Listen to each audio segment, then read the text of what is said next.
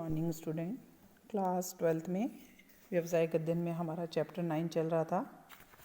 Chapter 9 जिसके अंदर हम व्यापारिक विधि और अनुबंध अधिनियम के बारे में जानकारी हासिल कर रहे थे। ठीक है, लास्ट लेक्चर्स में हमने पढ़ा था कि अनुबंध क्या होता है और एक वैध अनुबंध के अंदर क्या आवश्यक तत्व पाए जाते हैं, क्या लक्षण उसमें होने चाहिए, इनके बारे में हमने पूरी तरह जानकारी ली।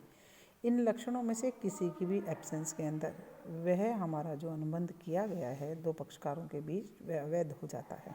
इसलिए उनमें ये सभी विशेषताएं जो हमने लास्ट लेक्चर में डिस्कस की थी वो होना अनिवार्य है। अब आते हैं कि जब अनुबंध किया जाता है तो अनुबंध अधिनियम में कुछ हमारे विशेष शब्दावली का प्रयोग हम करते हैं। तो आइए आज हम उन शब्दों को उनका अर्थ जानने का प्रयास करते हैं जिनका प्रयोग हम अनुबंध के लिए करते हैं। तो सबसे पहले पढ़ने जा रहे हैं हम आज ठहराव के बारे में। मोस्ट इम्पॉर्टेंट चीज़ है ठहराव। क्या होता है ठहराव? वह वचन होता है जो किसी प्रस्ताव की स्वीकृति से उत्पन्न होता है। आपको मैंने बताया था किसी भी अनुबंध के लिए ठहराव का होना नित्यांत आवश्यक है और ठहराव हमेशा दो पक्षकारों के बीच में होता है।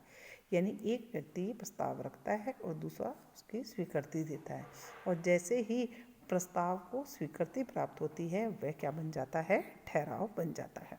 अतः ठहराव या वचन का मतलब होता है प्रस्ताव और प्लस प्रस्ताव की स्वीकृति मिलकर क्या बनता है? ठहराव बनता है। ठीक है, दूसरी चीज़ यहाँ पे एक और लिखी हुई है कि सभी अनुबंध ठहराव हैं। देखिए यहाँ पे एक वर्ड मिसिंग है, आप लोग इसको डालें। ठहराव लिख दिया है मैंने पेंसिल से। सभी अनुबंध ठहराव है क्योंकि बिना ठहराव के तो अनुबंध का निर्माण हो ही नहीं सकता, क्योंकि जब तक दो पक्षकार एक प्रस्ताव रखता है दूसरा स्वीकृति देता है तो वो ठहराव बनता है और ठहराव होता है इसीलिए वो अनुबंध बनता है। यानी सभी ठहराव क्या है? अनुबंध है। किंतु सभी ठहराव अनुबंध नहीं होते।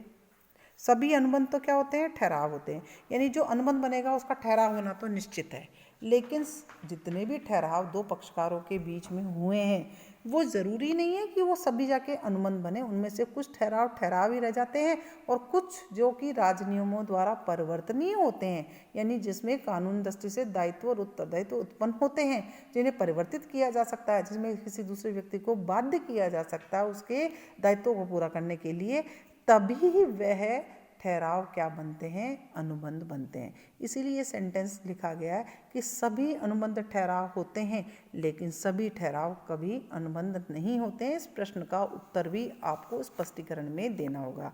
क्यों? क्योंकि ठहराव तो मात्र स्वीकृति देने से ही बन जाता है, लेकिन ऐसा ठहराव जब तक राजनियमों द्वारा परिवर्तनीय नहीं होता है तब तक वह क्या नहीं बन सकता है? अनुबंध नहीं बन सकता है। इसीलिए अनुबंध ठहराव, सभी अनुबंध क्या होते हैं? ठहराव होते हैं, लेकिन सारे ठहराव जरूरी नहीं है कि वो अनुबंध हो। ठीक है, आगे चलते हैं। दूसरा वैध अनुबंध। वैध अनुबंध क्या होता है? राजनियमों द्वारा जो परिवर्तनीय प्रस्ताव होते हैं या ठहराव होते हैं, यह पक्षकारों के मध्य क्या करते हैं? वैधानिक उत्तरदायित्व उत्पन्न करते हैं। यानी वैध अनुबंध वो होता है जो राजनियमों द्वारा परिवर्तनीय होता है और उसकी एक और विशेषता होती है। राजनियमों परिवर्तन का मतलब है कि जो दो पक्षकारों के बीच कानूनन वैधानिक दायित्व उत्पन्न करता है, अर्थात किसी ने भी उसमें जो अनुबंध किया गया उसकी पालना ना करी तो दूसरा पक्षकार उसे कानून द्वारा उसको पूरा करने के लिए, उत्तरदायित्व को पूरा करने के लिए कह सकता है। नेक्स्ट जो हमारा आता है वो आता है वैध ठहराव।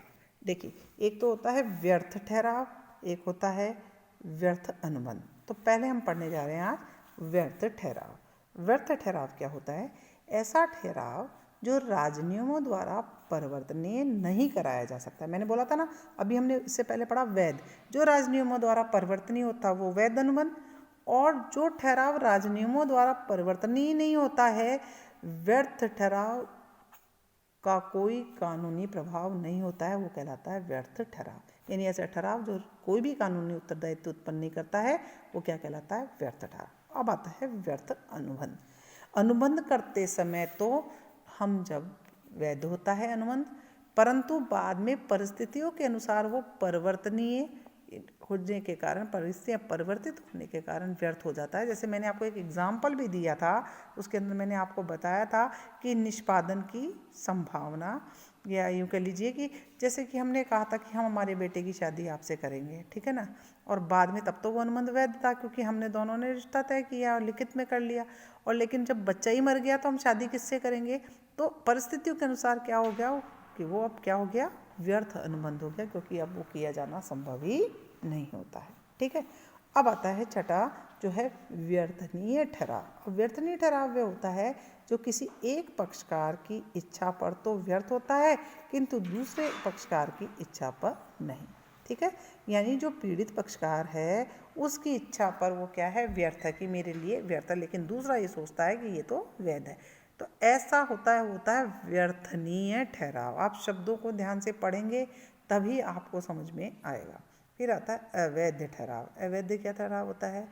जो ठहराव स्पष्ट या गर्भित रूप से कानून द्वारा वर्जित हो, जिसे कानून ने पहले से ही रोक लगा रखी हो, और ऐसा प्रस्ताव जो शुरू से ही ठहराव जो पहले से ही व्यर्थ है, पता है किसी को मारने का, गोली चलाने का, तो ये तो पता है पहले से अपन को कि व्यर्थ है, तो ऐसे ठहराव अगर आप करोगे तो उसको बोलेंगे अवैध उद्देश्य से किया गया ठहराव हमेशा अवैध ठहराव कहलाता है। ठीक है, अब आता है हमारा नेक्स्ट जो आता है वो आता है अपरिवर्तनीय अनुबंध। अपरिवर्तनीय अनुबंध क्या होता है?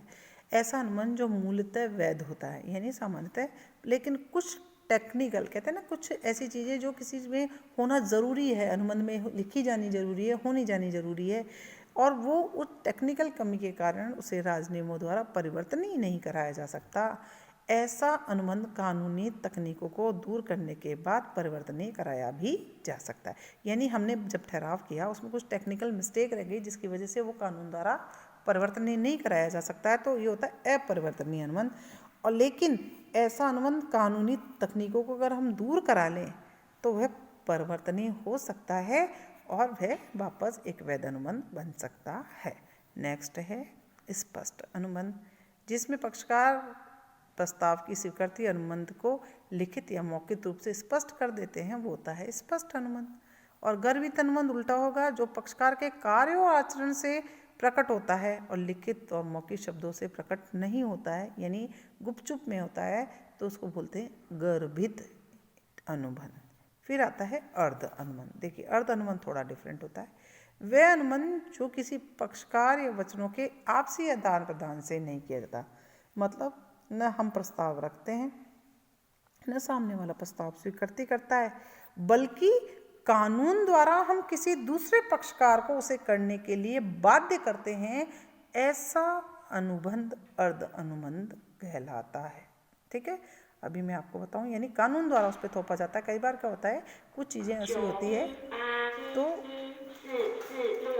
ऐसी